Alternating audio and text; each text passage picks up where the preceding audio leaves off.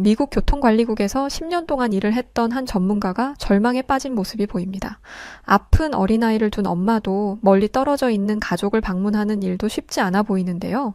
그런 미국의 먼 나라, 한국의 소식은 미국 3억 인구 전체를 놀래키고 말았다는데 과연 무슨 일이 있던 걸까요?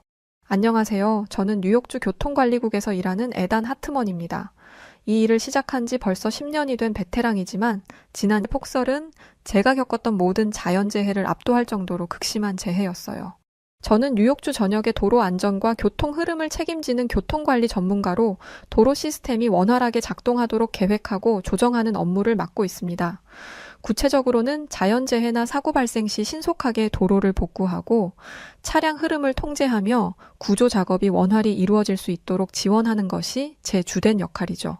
이번처럼 폭설 같은 재난 상황에서는 제설 차량과 복구팀의 배치를 계획하고 우선적으로 치워야 할 도로를 지정하며 실시간 교통 데이터를 바탕으로 최적의 복구 전략을 세웁니다. 또한 도로 폐쇄나 우회로 안내 같은 긴급 지침을 시민들에게 전달하는 일도 제 업무 중 하나예요. 사실상 제 일은 곧 시민들의 생명과 직결되는 일이기 때문에 저는 항상 신속하고 정확한 판단을 내리려고 노력합니다. 소방관이나 경찰관처럼 저 역시 누군가의 생명을 좌지우지할 수도 있다는 사명감을 가지고 일을 하고 있죠. 하지만 이번 폭설은 그런 저로서도 감당하기 어려운 수준의 재해였습니다. 제 경험이나 장비가 도저히 따라갈 수 없는 수준의 위기였죠. 제가 지금까지 해왔던 방식으로는 해결할 수 없다는 사실을 깨달았을 때 제가 느꼈던 절망이란 말로는 표현할 수가 없을 정도입니다. 폭설이 시작된 지 이틀째 되던 날 I-90 고속도로에서 대형 사고가 발생했다는 긴급 무전을 받았습니다. 무려 50대의 차량이 얼어붙은 도로 위에서 충돌했고 눈 때문에 구급차조차 접근하지 못하고 있다는 보고였지요. 현장으로 달려갔을 때 제 눈앞에 펼쳐진 광경은 충격적이었습니다. 자동차들은 뒤엉켜 있었고 몇몇 차량은 아예 눈 속에 묻혀 형태조차 알아볼 수 없었어요. 사고로 4명이 사망했고 그중 1명은 추위 속에서 심장마비로 세상을 떠났습니다. 그와 같은 차 안에 있던 가족들은 구조대가 도착하기까지 6시간을 차량 안에서 떨며 기다려야 했고요.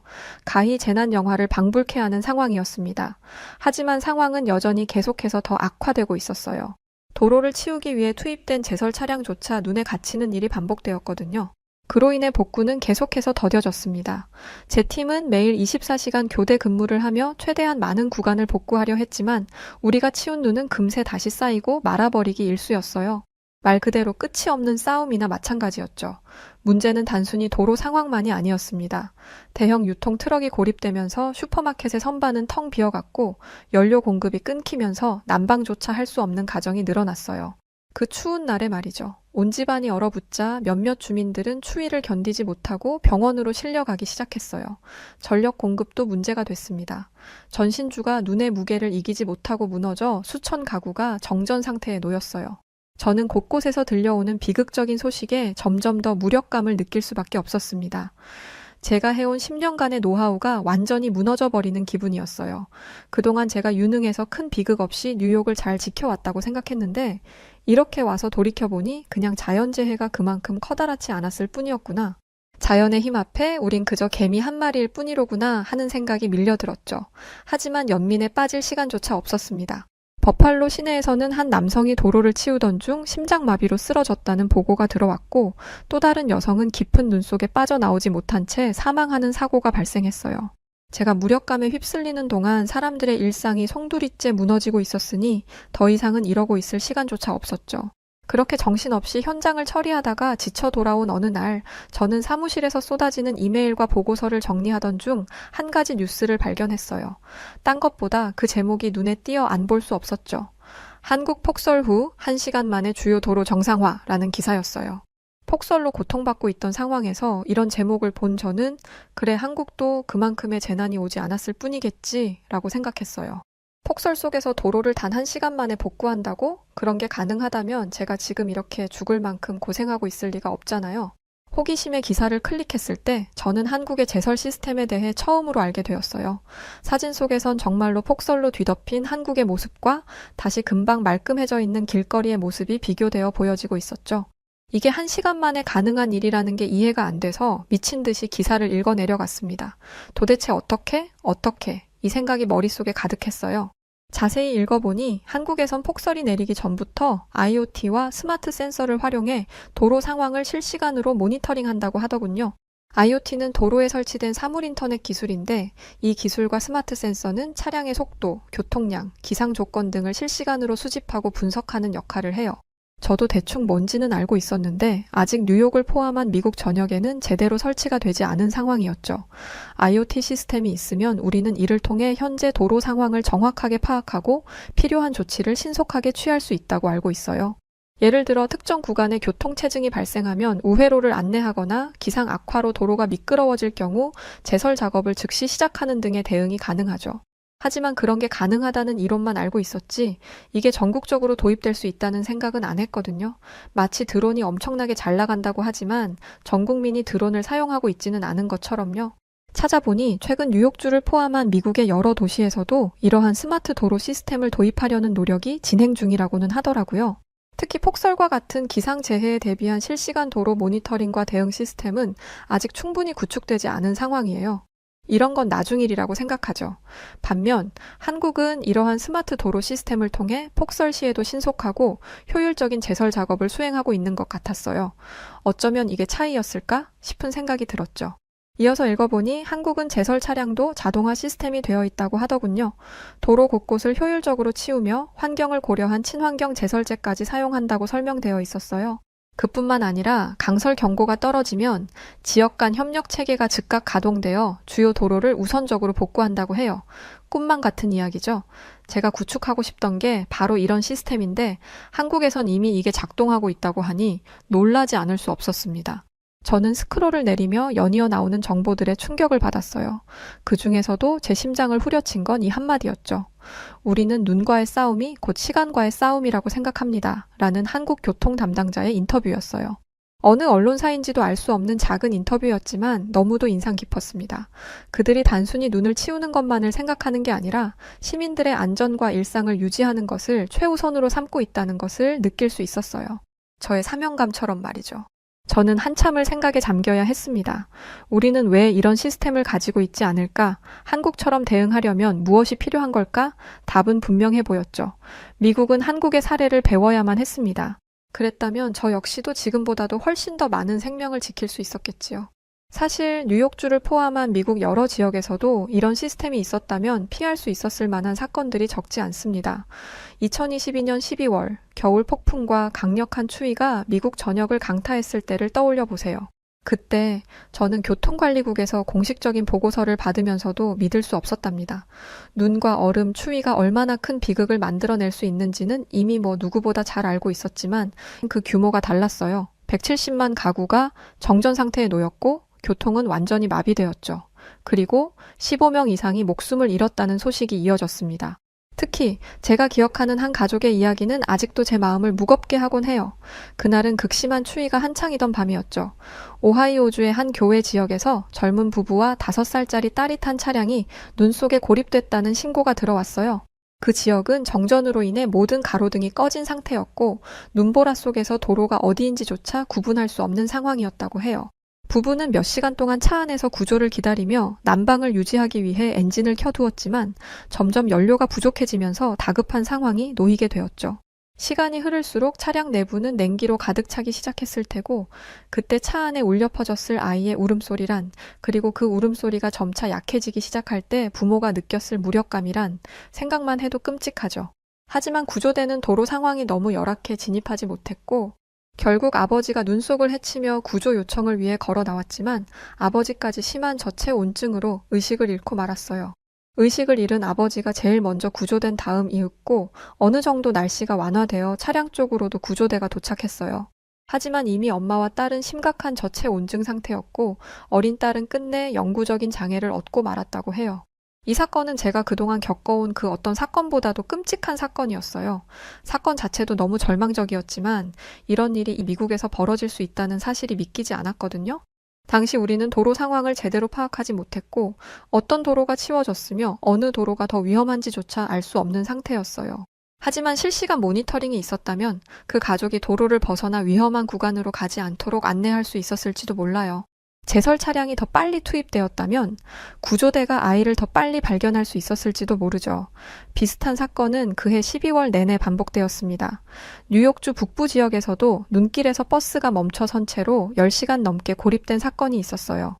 그 안에는 하필이면 심장질환을 앓고 있는 노인이 있었는데 구조대가 도착했을 땐 이미 상태가 악화된 뒤였습니다. 저는 그 보고서를 보며 공포감에 잠식되는 기분을 느꼈었어요. 이 모든 일이 단지 우리가 시스템을 갖추지 못했다는 이유로 벌어진 것이라는 사실이 너무나 뼈아팠거든요. 이런 사건들을 생각하며 저는 기사를 다시 읽었어요. 한국의 제설 시스템은 단순히 기술이 아니라 사람을 살리는 도구라는 생각이 들었죠. 뉴욕에서도 이런 시스템이 있었다면 가족과 아이를 지키지 못한 비극적인 사건도 10시간 동안 고립된 노인의 불운한 운명도 막을 수 있지 않았을까요? 한국의 사례를 배우고 미국에서도 이런 시스템을 도입한다면 단순히 도로 상황을 개선하는 것을 넘어 사람들의 삶을 지키는 데 한 걸음 더 다가갈 수 있지 않을까요? 저는 확신이 들었습니다. 더 이상 미룰 수 없다는 생각이 머릿속에 가득 찼어요. 한국에 가서 그들의 시스템을 직접 보고 배우기로 결심했지요. 이건 그냥 기술을 배워야겠다는 욕심과는 차원이 다른 이야기였어요. 사람들의 삶을 지키기 위해 반드시 필요한 일이었죠. 그렇게 저는 한국 방문을 준비하기 시작했습니다.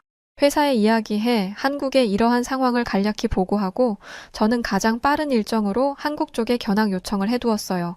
딱히 견학이 많은 시기가 아니었기 때문에 다행히 빠른 일정이 바로 잡힐 수 있었죠. 날씨만 좀 따라주면 될 문제였어요. 한국으로 떠나기 전 저는 긴장과 기대감이 뒤섞인 상태였습니다. 기사와 보고서로 접한 한국의 제설 시스템이 실제로 어떻게 작동하는지 직접 눈으로 확인하고 싶었고 그것이 미국에서 어떻게 활용될 수 있을지 진심으로 배우고 싶었어요. 기사에서 봤던 그 1시간 만에 없어지는 눈이라는 게 무슨 소린지 과연 직접 볼 수 있을까 하는 생각도 들었죠. 그런데 제가 서울에 도착한 며칠 뒤 마침 도심에 거짓말처럼 눈이 내렸어요. 까딱하면 비행 결항으로 못 올 수도 있는 일이었지만 그럼에도 불구하고 저는 제 스스로가 운이 좋다고 생각했죠. 폭설을 직접 경험해서 한국의 시스템이 실시간으로 어떻게 작동하는지 바로 볼 수 있었으니까요. 저는 교통관리센터에 곧바로 연락을 취해 오늘 혹시 견학을 바로 진행할 수 없겠냐고 부탁했어요. 사실 안 될 거라는 생각도 있긴 했죠. 미국이었으면 이 비상 상황이 장난 같냐며 화를 내고 바빠 죽겠는데 어디로 오냐고 난리를 쳤을 일이었거든요. 그런데 들려오는 대답은 너무도 의외의 대답이었습니다. 선뜻 오늘 견학을 들어오라고 하더군요. 저는 설레는 마음으로 한국교통관리센터에 들어섰어요. 그리고 그렇게 안으로 들어서는 순간 저는 왜 그들이 저에게 아무런 문제 없이 바로 견학을 오라고 했는지 알 수 있었죠. 그 안은 완전히 다른 세계였어요. 거대한 스크린이 벽을 가득 채우고 있었고 각 도로의 상황이 실시간으로 화면에 펼쳐져 있었죠. 한눈에 보기에도 복잡한 그래프와 선들, 색깔로 표시된 도로의 상태가 쉴 새 없이 업데이트되고 있었어요. 마치 도로 전체가 살아 움직이는 생명체처럼 느껴질 지경이었죠. 여기가 바로 교통의 심장이라는 교통관리센터 직원의 말에 저는 감탄을 하며 저도 모르게 박수를 치고 말았어요. 악수를 하는 대신에 말이에요. 다시 제대로 인사를 나눈 뒤 그는 디지털 대시보드 앞에 서서 화면을 가리키며 말했습니다. 이곳에서는 도로의 교통량, 차량 속도, 날씨 데이터까지 모두 실시간으로 확인할 수 있다고 말했죠. 이제 곧 강설 경보가 울릴 거예요. 강설 경보가 발령되면 어떻게 될까요? 보세요. 여기 빨간색으로 표시된 도로 있죠? 우선적으로 제설 차량이 출동하고 있는 걸 알려주는 겁니다. 그때 그가 말을 마치기도 전에 경보음이 울렸습니다. 강설 경보 발령, 주요 구간에 제설이 필요하다는 신호였죠. 한눈에 보기에도 상황은 긴박해 보였어요. 저는 직업병처럼 심장이 두근대는 걸 느꼈습니다. 제 소관이 아닌데도 말이에요. 하지만 놀랍게도 센터의 직원들은 긴장한 기색 없이 유연하게 움직였습니다. 클릭 몇 번, 통화 몇 번으로 순식간에 제설 차량 배치가 완료되었죠. 그런데 제 눈에 이 모습은 좀 낯설어 보였어요. 어디로 가야 빠른지, 어느 길로 가야 할지, 왜 안내를 해주지 않는지 이해할 수 없었죠. 결국 궁금증을 참지 못하고 제설 차량이 어디로 배치됐냐고 제가 묻자 직원이 화면을 가리키더군요. 보세요. 이게 도로 상황입니다. 차량의 정확한 위치와 경로, 그리고 작업 완료 예상 시간까지 실시간으로 확인할 수 있죠. 자동화 시스템이 우선 순위를 계산해서 가장 효율적인 경로를 제시합니다. 저는 아 하는 소리와 함께 그제서야 화면을 다시 제대로 볼 수 있었습니다. 정말 말 그대로 눈 깜짝할 새에 차량이 도로 곳곳으로 배치되고 있었어요. 제설 차량이 이동하면서 도로 상태가 점점 초록색으로 바뀌는 것을 보며 저는 감탄하지 않을 수 없었습니다. 그냥 기술만 잘 발전한 정도가 아니라 이곳의 모든 것이 시민들의 안전과 편의를 위해 치밀하게 설계되어 있는 것 같았어요. 교통관리국의 한 관계자는 제게 그러더군요. 눈은 쌓이면 교통마비를 넘어 생명까지 위협할 수 있다고. 시민들이 더 안전하게, 더 빨리 일상으로 돌아가야 한다는 생각이 그들의 첫 번째 목표라고 말이죠. 저는 그 말에 매우 동감이 가서 격하게 고개를 끄덕거렸어요. 미국이라고 사실 같은 생각을 안 하겠습니까? 그럴 방법이 없는 것 뿐인 거죠. 자신 있게 저런 말을 할 수 있다는 게 부럽더군요. 그의 목소리에는 깊은 책임감도 묻어 있었습니다. 저는 그 말을 들으며 그들도 저처럼 그냥 직업적인 마인드가 아니라 진정한 사명감으로 시민들의 삶 전체를 지키기 위해 움직이고 있다는 것을 느낄 수 있었어요. 그렇게 견학을 마치고 기상 상황 때문에 며칠 더 한국에 머무르게 된 저는 한국에서 의도치 않게 또 다른 것을 배우게 되었습니다. 사실 제가 이 사연을 쓰게 된 핵심적인 이유가 바로 이건데요. 제가 한국에서 배운 것은 기술적 시스템만이 아니었어요. 가장 큰 감동은 사실 도로 위에서 만난 한국인들의 태도에서 맞이하게 되었지요. 기술만으로는 설명할 수 없는 한국인 여러분들의 행동 하나하나가 너무도 인상 깊었거든요. 어느 작은 골목길에서였습니다. 폭설이 내린 직후라 도로와 인도는 눈으로 완전히 뒤덮여 있었죠. 저는 제설 차량이나 관리국의 도움을 기다리는 미국에서의 상황을 떠올리며 이곳에서도 비슷한 모습을 보게 되겠거니 했습니다. 이왕 이렇게 된 거 제설차나 좀 구경해보자 싶었죠. 그런데 골목길로 접어들자 정말 뜻밖의 장면이 펼쳐지더군요. 마치 약속이라도 한 듯 일제히 나와 길에 눈을 치우는 한국인들의 모습이었어요. 그중 가장 눈에 띄는 것은 찬바람에 볼이 발그레한 채 목도리를 한 어느 아버지와 아들이었죠. 그들은 자기들의 집 앞에서 빗질을 시작하더니 그대로 빗자루와 삽을 들고 점점 더 멀리 나아가 도로 한가운데까지 삽질을 하기 시작했어요. 그리고 조금 더 나아가선 한 할머니를 만나더니 익숙하게 밝은 얼굴로 인사를 하곤 같이 또 작은 빗자루로 인도 끝자락을 쓸더군요. 그 할머니마저 말이에요. 저는 놀라서 멈춰 선 채 그 광경을 한참을 바라보다 용기를 내서 아버지와 아들에게 다가갔습니다. 여기까지 치우시는 이유가 있나요? 이건 여러분 집 앞도 아니잖아요. 그들은 갑작스러운 외국인의 등장에 당황한 듯 했지만 이윽고 아버지가 쑥스럽게 웃더니 말씀하셨습니다. 눈은 다 같이 치워야 한다고요. 저기 미끄러운 길은 어르신들이 자주 다니시는 길이니 그냥 놔뒀다가는 어르신들이 넘어지기 쉽상이라고 하더라고요. 그 말을 듣는 순간 저는 한국의 공동체 정신이 무엇인지 비로소 이해할 수 있었어요. 단순히 자기 집 앞만 치우는 것이 아니라 모두의 안전을 위해 자연스럽게 움직이는 사람들. 그 모습이 바로 말로만 듣던 한국의 공동체 정신 그 자체인 것 같았죠. 미국에선 제설 차량만 기다리거나 자기 집 앞만 치우는 게 너무 자연스러운 일이거든요. 저렇게 남들이 다니는 길목이라는 이유로 길까지 싹 치워주고 서로 인사까지 나눠가며 즐겁게 눈을 치우는 모습이란 참 감동적이고 보기 좋은 모습이더군요. 아, 혹시 이게 너무 별거 아닌 것처럼 들리시나요? 그럼 또 있습니다. 또 한 번 감동을 받은 순간은 도로 위에서 벌어진 차량 사고에서였어요. 미끄러운 눈길 위에서 두 대의 차량이 살짝 충돌한 것을 목격했는데 사고 직후의 모습이 너무도 이색적이었어요. 운전자 두 사람은 차에서 내려 서로에게 후다닥 달려오더군요. 저는 그들이 서로에게 마구 난리를 칠 줄 알았어요. 그런데 한 사람이 상대방의 차량을 살피며 오히려 상대에게 자신의 차가 빙판길에 미끄러져 버렸다면서 혹시 다친 데는 없냐며 괜찮냐고 묻는 게 아니겠어요? 미국에는 이런 순간에 화를 참지 못하는 사람에 대한 영화가 있을 만큼 당연히 화가 너무 나는 상황인데 말이에요. 물론 평소와 다르게 눈이 와서 더 그런 것도 있었겠지만 그래도 이렇게 상황을 이해해주는 사고 현장이라니 정말 낯설더라고요. 그 사람이 그렇게 묻자 상대방도 얼른 그러더군요. 눈길이라 이런 일이 생길 수도 있는 거라고 자기는 괜찮다고 말이죠. 둘은 잠시 대화를 나눈 뒤 차량의 상태를 점검하고 간단히 상황을 정리했어요. 미국에서였다면 어땠을까요? 사고 차량 주위로 경찰차와 보험사 직원들이 몰려들고 싸움판과 긴 논쟁이 이어졌을 거예요. 하지만 이곳에서는 서로 양보하고 이해하며 마무리되었죠. 물론 한국의 보험이 워낙 잘 되어 있어서 그럴 수도 있겠지만 말이에요. 무튼 눈길 때문이라는 거 하나만으로 서로를 이해하고 그럴 수도 있다고 말한다는 게 참 놀랍더군요. 그 순간 저는 어렴풋이 그런 생각을 하게 되었습니다. 한국에서는 기술적인 발전만으로 도로를 안전하게 만드는 것이 아니라 사람들이 서로를 이해하고 배려하는 작은 행동들이 더 큰 안전망을 만들어내고 있는 것 같다고요. 한국에서는 시민들이 스스로 공동체의 일부로서 역할을 한다는 점이 모든 시스템의 근본을 이루고 있었던 것 같아요. 이건 시스템으로도 돈으로도 살 수 없는 것이라는 걸 깨닫고 저는 깊은 존경심을 느꼈죠. 그날 도로 위에서 그리고 골목길에서 보았던 한국인들의 모습은 제가 한국에서 배운 것 중 가장 따뜻하고도 잊을 수 없는 장면이었어요. 이윽고 모든 견학이 끝났습니다.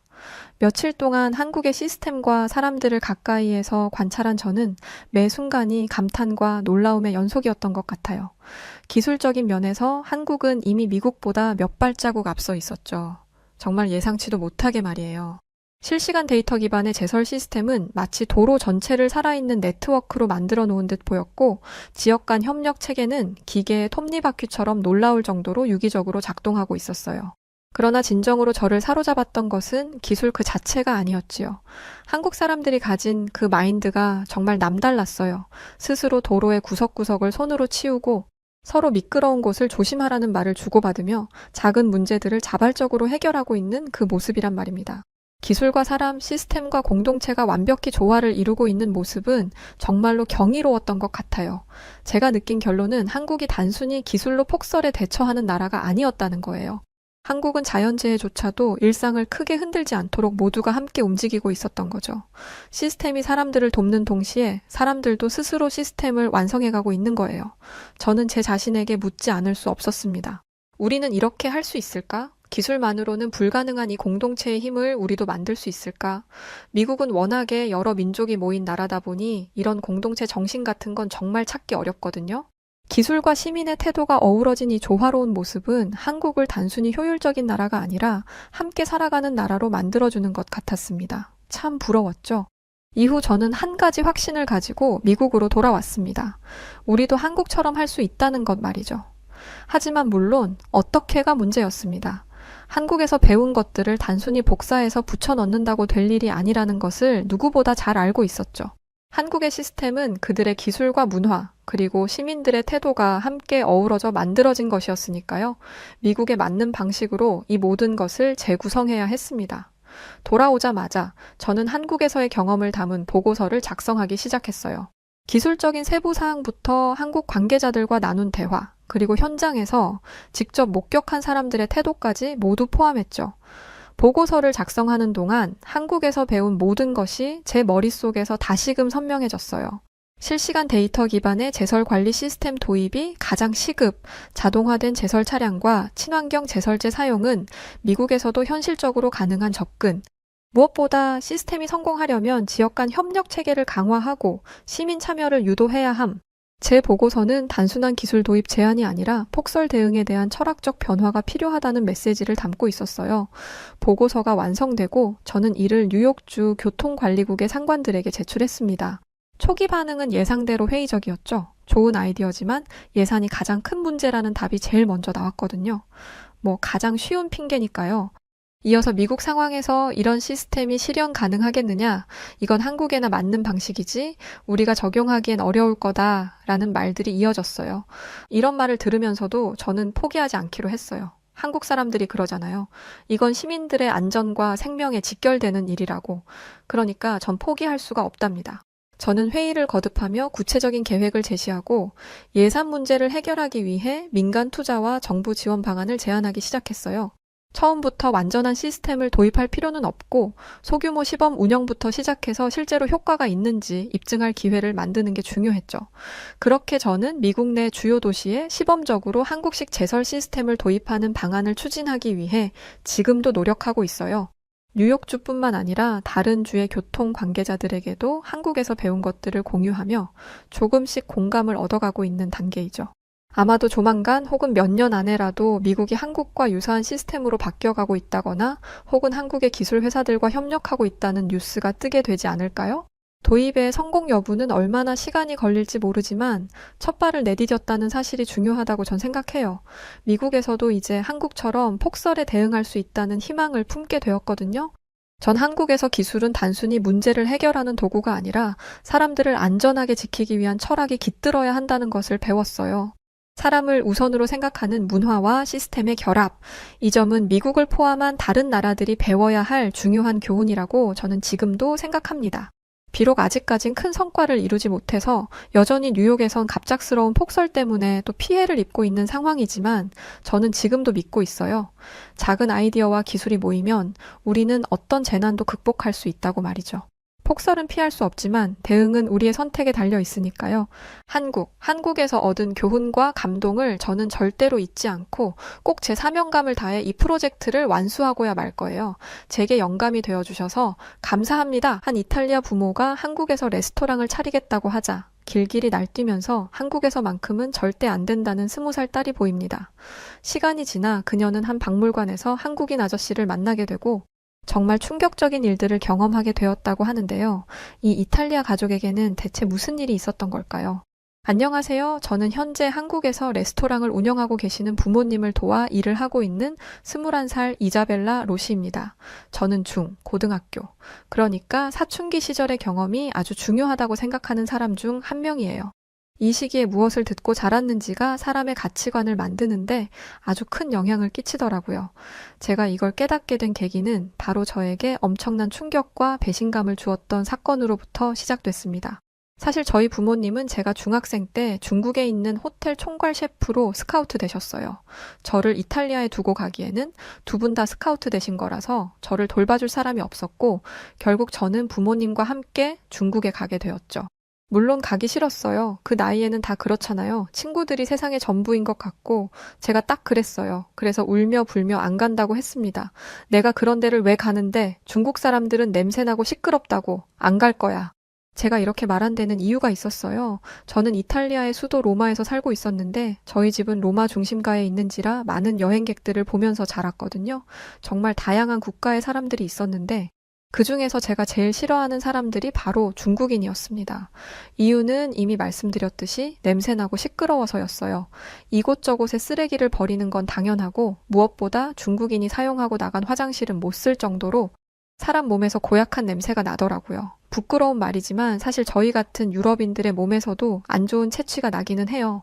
하지만 그렇기 때문에 데오드란트를 열심히 바르고 향수도 뿌리면서 냄새를 감추려고 합니다. 몸에서 냄새가 나는 건 민폐잖아요.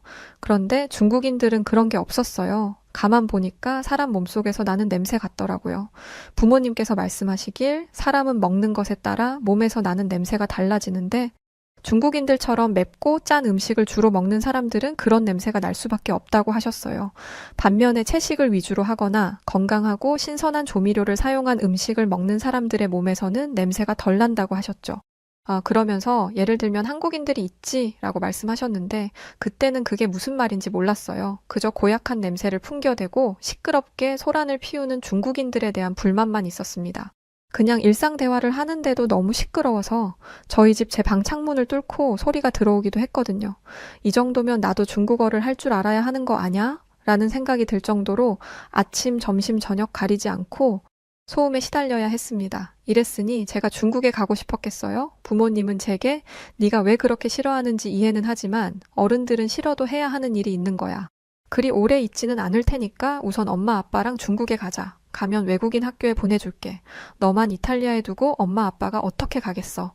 라고 말하며 저를 설득하셨고 저를 유일하게 돌봐줄 수 있는 할머니마저 연로하셨기에 울며 겨자 먹기로 중국으로 향했습니다. 그런데 중국에 도착한 저는 깜짝 놀랐어요. 중국은 제가 상상한 것 이상으로 생각보다 괜찮은 나라였거든요.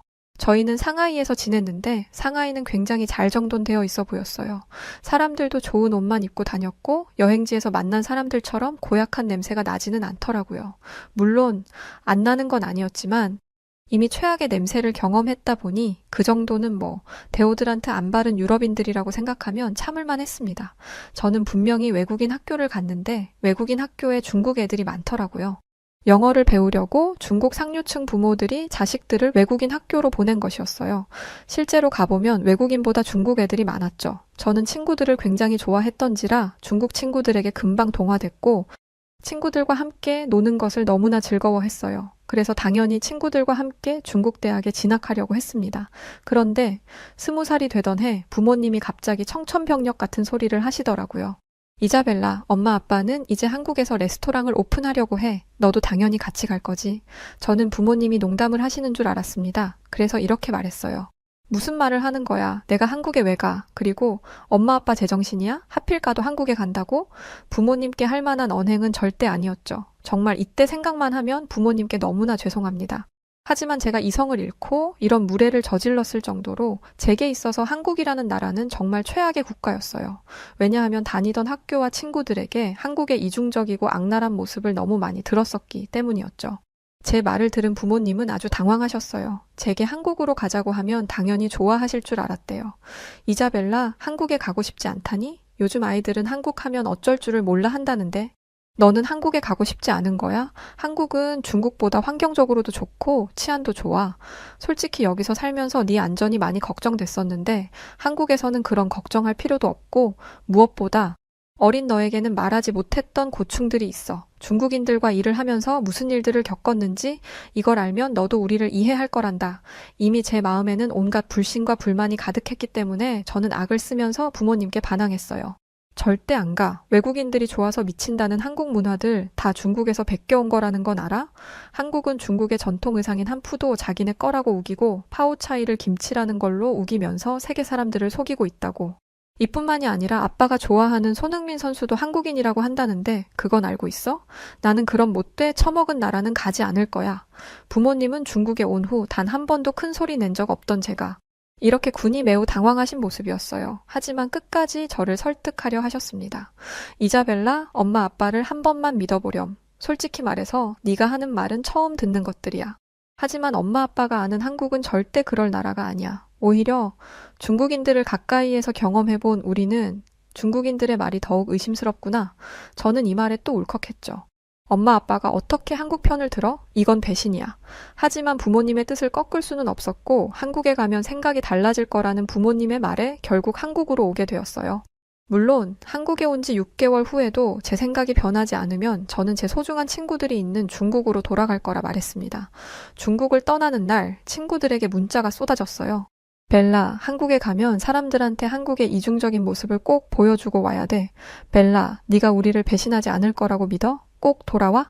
저는 친구들의 문자에 힘을 얻고 한국에 도착했습니다. 그런데 아니나 다를까 마음에 드는 게 하나도 없더라고요. 사람들도 무뚝뚝했고 표정도 없는 것 같고 그래서 불친절해 보였습니다.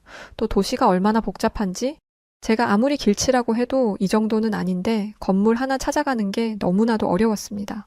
그래서 저는 이 복잡한 도시를 떠나서 한적한 곳으로 가고 싶었어요. 그리고 한국에 도착하자마자 뭐가 그리 좋은지 안색이 변한 부모님도 보고 싶지 않았고요.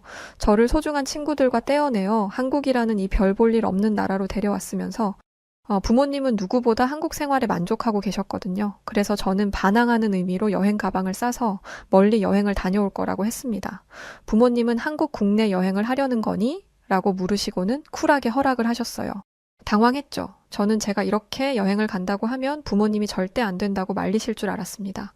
엄마 아빠가 미안하다고 그렇게까지 이 도시가 마음에 들지 않았던 거냐고 네가 원하는 것을 들어줄 테니 여행만은 절대 안 된다고 하실 줄 알았어요. 왜냐하면 저는 지금까지 여행을 가본 적이 없거든요. 이유는 위험해서였죠. 그런데 정말 이상하게도 부모님은 너무나도 쿨하게 허락했으니까요. 중국에서는 여행의 여자만 꺼내셔도 노발대발 화를 내셨는데 한국에서는 불과 온 지 얼마 되지도 않았음에도 혼자 여행을 간다는데 고민도 없이 허락하셨습니다. 그래? 다녀오렴. 대신 어디로 가고 언제 오는지는 알려줘야 해 라고 말씀하셨습니다. 이게 다가 아니었어요. 용돈은 안 필요하니? 그래도 첫 여행인데 엄마 아빠가 보태줄게. 저는 너무 당황해서 말까지 더듬었습니다. 아니, 나 혼자 여행 가는 거라니까? 걱정 안 돼? 그러자 부모님은 정말 아무렇지도 않게 여기는 한국이잖니? 라고 말씀하셨어요. 중국에서 한국의 치안이 좋다고 말씀하셨을 때는 그저 저를 데려가기 위해 입에 발린 소리를 하신다고 생각했습니다. 솔직히 여자애 혼자 여행을 가도 되는 나라가 세상에 어디 있겠냐 싶었죠. 그래서 약간 협박성으로 부모님에게 여행 얘기를 한 건데 아무렇지 않게 다녀오라고 하시니 저는 자존심 때문이라도 홀로 여행을 떠나야 했어요. 아무리 그래도 20살 여자애가 혼자? 그것도 배낭여행을? 이거 너무 위험한 거 아닌가? 난 한국을 전혀 모르는데? 라는 생각을 하며 두려웠지만 자존심 때문에 말도 못하고 제주도로 향했습니다. 그나마 조용한 곳이라고 하더라고요. 또 중국인들이 많이 가는 곳이라고도 들었습니다. 도착한 제주도는 제가 생각했던 것보다 훨씬 아름답고 한적한 곳이었지만 제 기대와 달리 중국인은 많지 않았습니다. 중국인들을 만나서 그동안의 고생을 털어놓을 수 있으려나 했는데 여행자 호스텔에서도 중국인들을 만날 수가 없었어요. 오직 한국인 대학생들 뿐이었죠. 처음에는 혹시 제게 나쁜 짓이라도 하지 않을까 걱정됐는데 한국인 대학생 무리에 여자도 껴있었고 아주 건전하게 맥주 한 잔씩만 하면서 대화를 나누더라고요. 제가 중국 친구들을 진짜 좋아하기는 하는데 중국 애들은 솔직히 좀 지저분하게 놀거든요. 중국 애들이 다 좋은데 그것만큼은 너무 싫었던 터라 한국 학생들이 조금 다르게 보였습니다. 그리고 정신을 차려보니 어느새 제가 그 자리에 함께 앉아 있더라고요. 저는 한국 학생들에게 맥주 한 캔을 받아들었습니다. 근데 예상치 못한 일이 벌어졌어요. 제가 술을 진짜 못 마시더라고요. 맥주 한 캔을 반도 못 마셨는데 정신이 약간 몽롱해지는 게 느껴졌습니다. 근데 이게 취하는 거라는 것도 모르고 몇 모금 홀짝홀짝 마시니 저도 모르게 제 입이 막 움직이는 거예요. 저는 속으로 이자벨라, 너 미쳤니? 제발 입 좀 다물어. 라고 생각하면서도 머릿속에 있던 말을 입으로 내뱉었습니다. 솔직히 한국인들은 아무렇지도 않게 남의 걸 훔쳐가는 이기적인 사람들이라고 생각했는데 너네는 좀 다른 것 같네. 그래서 언뜻 제 앞에 있는 한국 학생의 얼굴을 봤는데 얘가 뭐라는 거야? 라는 표정으로 절 보고 있더라고요. 순간 술이 확 깼습니다. 한국인들은 앞에선 잘해주는 척하다가 뒤에서는 확 돌변한다고 하던데 제가 자신들의 약점을 찔렀으니 저를 해칠 거라고 생각했어요. 그런데 가만히 보니 한국 학생의 표정은 분노가 아니었고 진심으로 이해가 안 된다는 표정이었습니다. 그러면서 이렇게 묻더라고요. 왜 그렇게 생각하는 거야? 솔직히 바로 화를 낼 줄 알았는데 너무 침착하게 구니까 저도 모르게 술술 말을 하게 되더라고요. 그래서 한국이 중국의 한푸와 파오 차이를 자기들 것이라고 우기고 손흥민 선수마저도 한국인인 척 소개한다는 걸 알고 있다고 했죠. 게다가 중국의 가장 상징적인 존재인 공자마저 한국인이라고 우긴다고 말했어요. 이 말을 하니 순간 공기가 무거워졌습니다. 그리고 한 학생이 한숨을 푹 쉬었어요. 이걸 진짜로 믿는 사람이 있구나. 그러면서 제게 중국에서 왔다고 했지? 중국에서 어떤 말을 들었을지 알 것 같아. 그리고 거기서 오래 살았다면 이미 너무 많이 세뇌가 되어서 우리말이 믿기지 않을 수도 있어. 하지만 거짓을 알고도 외면하는 건 해서는 안 되는 행동이니까 알려줄게. 라고 말했습니다. 거짓을 알고도 외면한다? 내가 세뇌가 되었다? 라는 단어에서 확 반감이 느껴졌지만 쪽수에서 밀린다고 생각했기 때문에 잠자코 한국 학생의 말에 귀를 기울였어요. 들으면 들을수록 중국 친구들의 말에 틀린 게 없더라고요. 한국인들은 정말 진심으로 중국의 문화가 한국의 것인 줄만 알고 있었어요. 무슨 증거를 보여줬는데 그건 친구들이 이미 보여준 것들이었어요. 한국인들이 이런 증거를 보여줄 텐데 이건 다 거짓말이고 조작된 거다라면서요. 저는 그 한국 학생들에게 지금은 전 세계가 한국의 언론 플레이에 놀아나고 있지만 언젠가는 모두가 한국의 거짓말을 알아차리게 될 거야 라고 날카롭게 말하며 문을 쾅 닫아버렸습니다. 방에 들어와서는 이렇게 생각했죠. 한푸가 등장한 지 얼마 되지 않았다고? 그리고 중국인들 중에는 김치를 안 먹어본 사람이 많아? 반면에 한국에는 집마다 김치 냉장고가 있다니. 참나, 어떻게 가정집에 김치만을 위한 냉장고가 있을 수 있어? 김치 종류가 200개가 넘는다는 것도 말이 안 돼. 물론 저도 한푸를 본 적이 없고 김치를 먹어본 적은 없지만 제 머릿속에 있는 한국이라는 나라의 이미지는 거짓말쟁이 그 자체였기 때문에 당시에는 무엇을 들어도 거짓말이라고 생각했고 무엇을 봐도 날조된 거짓 증거라고 생각했습니다. 그런데 딱 한 가지, 이건 진짠가? 싶은 건 공자에 대한 이야기였어요. 그런데 공자를 한국인이라고 한다는 건 진짜 어이없다. 대체 공자가 우리한테 무슨 의미가 있길래 공자를 한국인이라고 하겠어? 우리한테 공자는 중국인이고 우리와는 관련 없는 인물이야. 중국인들은 자기들한테 가치가 있는 게 우리한테도 가치가 있다고 생각하는데 대체 그런 근거 없는 자신감은 어디에서 오는 거야? 저는 공자가 중국뿐만 아니라 한국, 전 세계적으로 존경받는 인물이라고 알고 있었어요. 특히 동아시아사에서 공자는 그 누구보다 중요한 인물이기 때문에 한국이나 일본은 공자를 무척 존경한다고 알았죠. 그런데 한국 학생의 이런 말은 전혀 예상하지 못했어요. 한푸가 한국 거고 어쩌고 하는 건 예상한 내용이었지만 공자 일은 정말 어이없다는 듯이 말하더라고요. 그리고 손흥민 선수에 관한 내용은 혹시나 해서 제가 스스로 찾아봤는데요. 이건 잘못된 정보가 맞았습니다. 손흥민 선수는 한국인이었고 그의 아버지 또한 한국에서 오랫동안 축구를 가르치고 계시다는 걸 알게 되었어요. 그러나 그때는 중국 친구들이 거짓말을 한다고 생각하지 않았어요. 뭔가 오해가 있나 보다. 애들이 잘못 알고 있었나 보다. 내가 다시 잘 알려줘야지라고 생각했죠. 저는 이 경험을 통해 한국에 대해 자세히 알아볼 필요가 있겠다고 생각했어요. 여전히 한국에 대한 의심이 남아 있었지만 뭔가 본능적으로 느끼는 게 있었던 것 같아요. 내가 아는 게 전부가 아닐 수도 있다는 걸 말이죠. 그래서 제가 향한 곳이 국립중앙박물관이었습니다. 나라에서 운영하는 박물관이라면 거짓말은 못할 거라고 생각했기 때문이었죠. 이 박물관이 잘못된 정보를 전시하고 있다면 그건 국가적으로 큰 결례를 범하는 거잖아요. 한국인들은 제대로 된 정보를 교육받지 못해서 잘 모를 수 있다 쳐도 한국 정부가 거짓말을 칠 것이라고는 생각하지 않았습니다. 그렇게 박물관 안에서 한국의 역사를 쭉 훑어보는데 정말 불쾌감이 올라오더라고요. 제 눈에 한국의 역사는 매우 편향되어 보였습니다.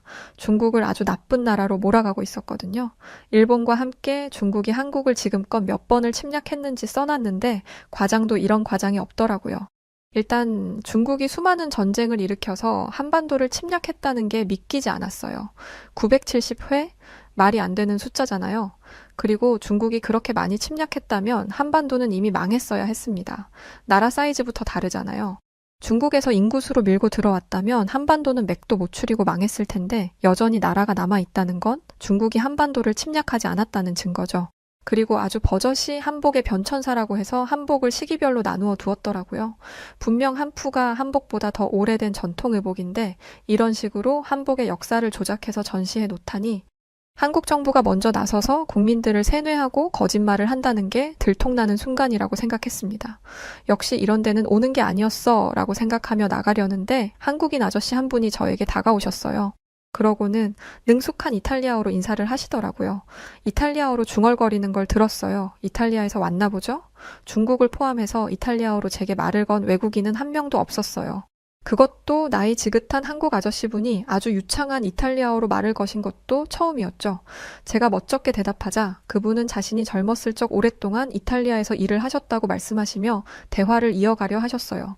저는 기분이 상할 대로 상한 상태라 그냥 그 자리를 벗어나고 싶었지만 한국 아저씨에게서 느껴지는 왠지 모를 카리스마 때문에 쉽게 자리를 떠나지 못하고 잠자코 그 얘기를 듣고 있었어요.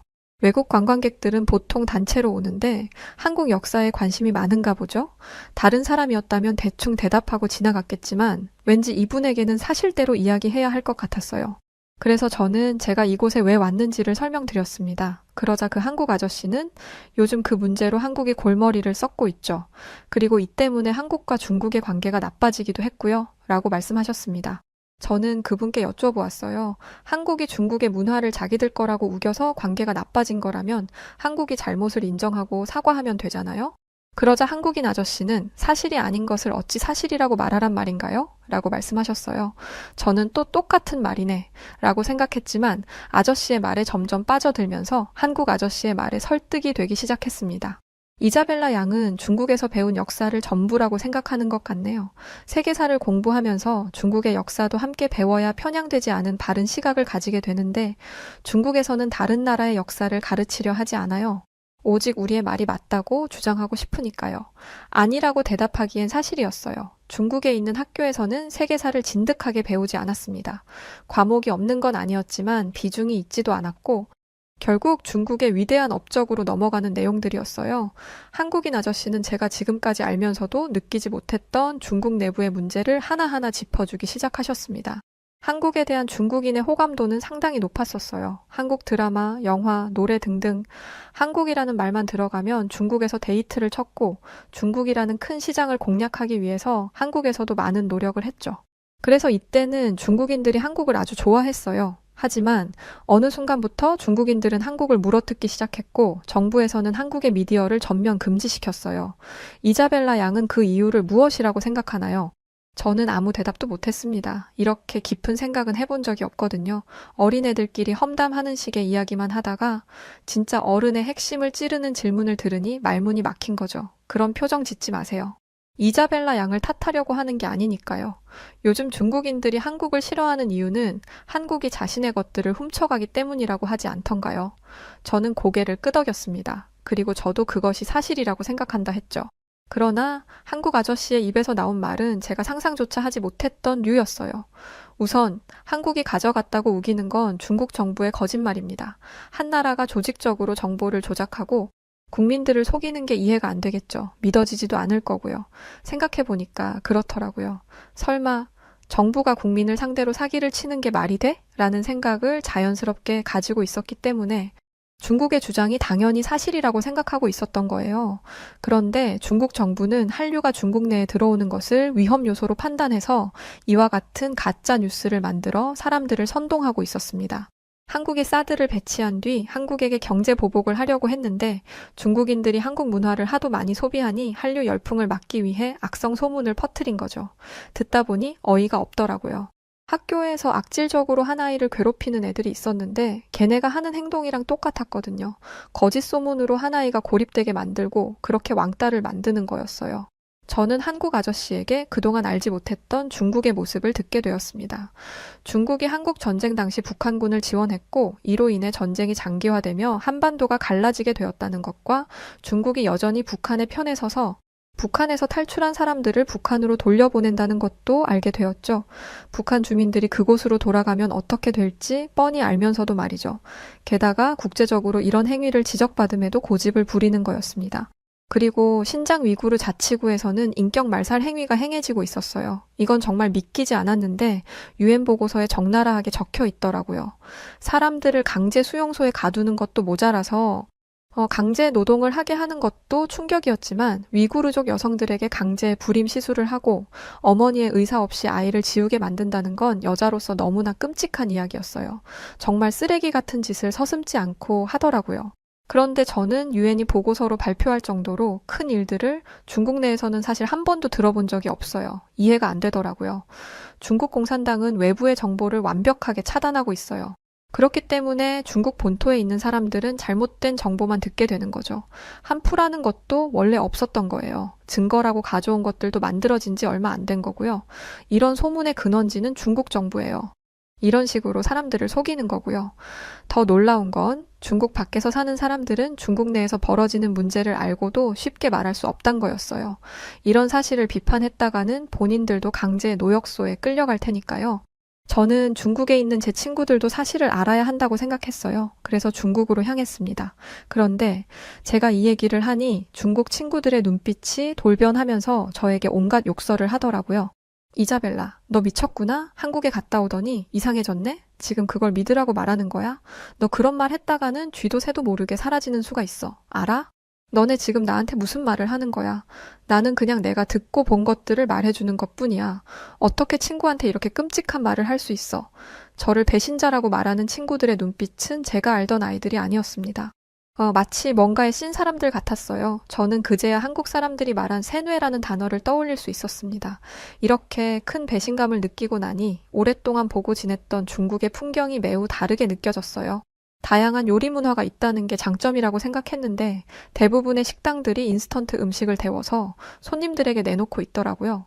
중국에 수만 가지 인스턴트 식품이 있다는 건 잘 알고 있었는데 이걸 식당에서조차 사용할 줄은 꿈에서도 몰랐어요. 저는 이런 식당을 안 가봐서 몰랐는데 중국의 평범한 일반인들은 이런 음식이 아주 익숙한 것 같더라고요. 저는 아니, 대체 얼마나 가난하길래 이런 데서 밥을 먹지? 라고 생각했어요.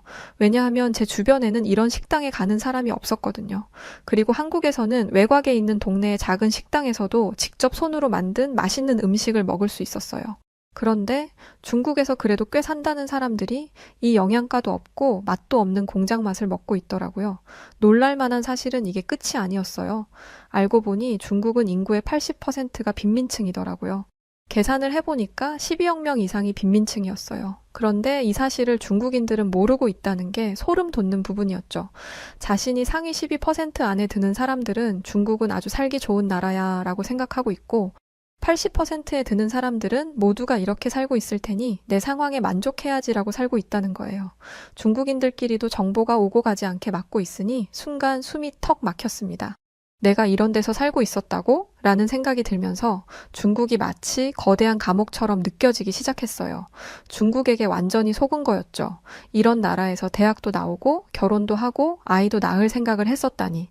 지금이라도 중국의 진짜 모습과 거짓된 진실을 알아차린 게 얼마나 다행이었는지 몰라요. 제 친구들은 제가 중국에 있는 내내 온갖 욕설 섞인 문자를 보내왔어요.